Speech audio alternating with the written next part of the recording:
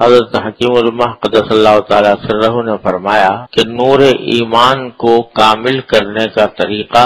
ذکر و فکر ہے، جس کو اللہ تبارک و تعالی نے قرآن کریم میں اس طرح ارشاد فرمایا کہ بل تنظر نفس ما قدمت لغد، ہر شخص کو چاہیے کہ یہ سوچتا رہے کہ اس نے کل کے واسطے کیا سامان کیا ہے، یعنی اپنے اعمال کا محاسبہ کرتا رہے کہ آج دن میں کتنے نیک کام ہوئے، جو نیک کام ہوئے ہیں ان پر اللہ تعالیٰ کا شکر ادا کرے، اور جو گناہ ہوئے ہیں ان سے توبہ اور استغفار کرے، جو بات کہے سوچ کر کہے، جو کام کرے پہلے اس کے انجام کو سوچ لے، مراقبات کرے بالخصوص مراقبہ موت، اور اگر موت کو سوچنے سے کسی کا دل گھبراوے تو حیات کو سوچے کہ اس حیات سے ابھی ایک دوسری حیات ہے جو خیر بھی ہے، زیادہ باقی رہنے والی بھی ہے، بہت لذیذ بھی ہے اور بہت زیادہ پسندیدہ بھی ہے۔ پھر یہ خیال کرے کہ یہ چیزیں جب ملیں گی جب میں خدا کے حکموں کی پابندی کروں گا، اس سے رغبت پیدا ہوگی اور اعمال صالحہ سرزد ہوں گے۔ تو حضرت نے فرمایا کہ نور ایمان کو مکمل کرنے کا طریقہ ذکر و فکر ہے،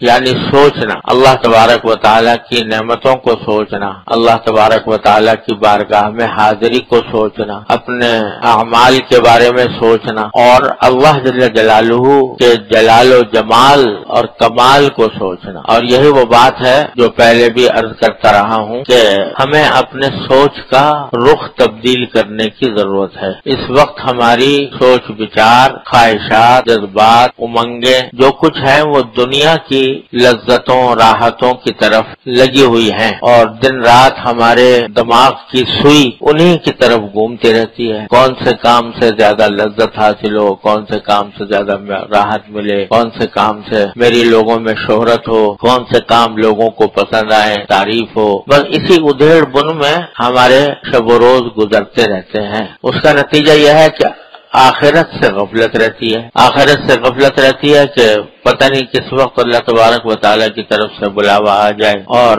اس وقت کیا حال ہوگا اس کا خیال بہت شاذ و نادر لوگوں کو آتا ہے۔ سوچ کا رخ بدلنا، اس کو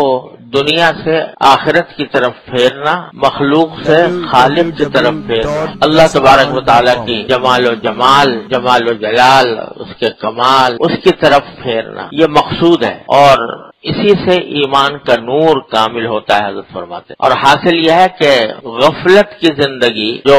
دن رات اللہ تبارک و تعالیٰ سے غافل ہو کر جو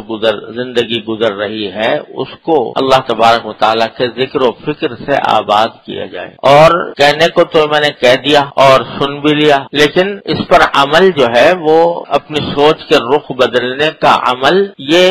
مسلسل مشق چاہتا ہے، ایک دن میں حاصل نہیں ہوتا کہ پہلے ہی دن آدمی کی سوچ ساری اللہ تعالیٰ کی طرف پھر جائے، ایک دن میں نہیں ہوتا۔ کرتے رہنے سے، مشق کرتے رہنے سے، اللہ تبارک و تعالیٰ کے نعمتوں کا استحضار کرتے رہنے سے، ہر چیز کے پیچھے اللہ تبارک و تعالیٰ کا جلوہ دیکھتے رہنے سے رفتہ رفتہ یہ عادت بن جاتی، اور اللہ تبارک و تعالیٰ کا ذکر و فکر انسان کے دل میں سما جاتا ہے۔ اور اس کا راستہ یہ ہے، سب سے اہم چیز جس سے یہ دولت حاصل ہوتی ہے اللہ تبارک و تعالیٰ کے ذکر و فکر کی، وہ محبت ہے، اللہ جل جلالہ کی محبت۔ جس سے انسان کو محبت ہوتی ہے تو دل و دماغ پر وہی چھایا رہتا ہے، یہ ایک انسان کی فطرت ہے۔ جس سے محبت ہوگی اس کے خیال آتے رہیں گے، اس کا تذکرہ آدمی کو اچھا لگے گا، اس کا دھیان اچھا لگے گا، اس کے تصور اچھا لگے گا۔ تو جس سے محبت ہو جاتی ہے اسی کا ذکر و فکر ہوتا ہے انسان کے دل و دماغ پر۔ اگر تھوڑی دیر کے لیے کسی اور کام میں لگ بھی گیا تو پھر دوبارہ لوٹ کے ادھر ہی آ جاتا ہے۔ دنیا کی محبتوں میں، فانی محبتوں میں بھی یہ ہوتا ہے کہ دل دماغ کے اوپر وہی تصور چھایا رہتا ہے جس سے انسان محبت کرتا ہے،